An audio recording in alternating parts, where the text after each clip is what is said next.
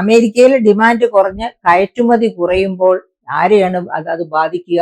Indian ഇക്കോണമിയാണ് ബാധിക്കുക. അതാണ് GDP-യിൽ 1% കുറവുണ്ടാകാൻ സാധ്യതയുണ്ട് എന്ന് പറയുന്നത്.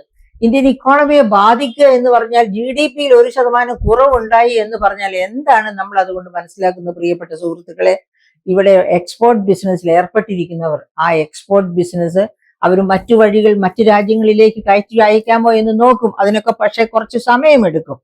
ആ ഇടകാലത്ത് ഇവിടെ ആ ഉൽപാദനം തന്നെ രണ്ടോ മൂന്നോ ഷിഫ്റ്റ് പ്രവർത്തിക്കുന്ന പ്രവർത്തന കേന്ദ്രങ്ങളൊക്കെ ഒരു ഷിഫ്റ്റായിട്ട് കുറയ്ക്കുകയാണെങ്കിൽ അത്രയും പേരെ തൊഴിലിൽ നിന്ന് പിരിച്ചുവിടും. അവരുടെ വരുമാനം കുറയും, അവർക്ക് വലിയ ബുദ്ധിമുട്ടാകും.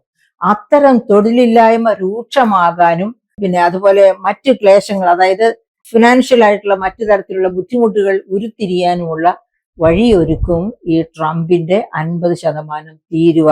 അതിനെ സത്വരം ശക്തമായി നേരിടാൻ നമുക്ക് കഴിഞ്ഞില്ലെങ്കിൽ ഒരു വലിയ തോതിലെ തൊഴിലില്ലായ്മ തൽക്കാലത്തേക്കെങ്കിലും, പിന്നെ നമ്മൾ വിപണി കണ്ടുപിടിച്ച് ഒക്കെ ചെല്ലുമ്പോഴേക്കും വീണ്ടും നമുക്ക് തിരിച്ചു പിടിക്കാൻ പറ്റും. ഉദാഹരണത്തിന് ഇപ്പോൾ യൂറോപ്യൻ യൂണിയനുമായിട്ട് നാം ഒരു ട്രീറ്റിക്കുള്ള സംസാരം നടന്നുകൊണ്ടിരിക്കുന്നു. അതുപോലെ UK-യുമായിട്ട് 99% ഡ്യൂട്ടി ഇളവോടെ UK ഇങ്ങോട്ടും ഇമ്പോർട്ട് ചെയ്യാൻ തീരുമാനിച്ചിരിക്കുന്നു.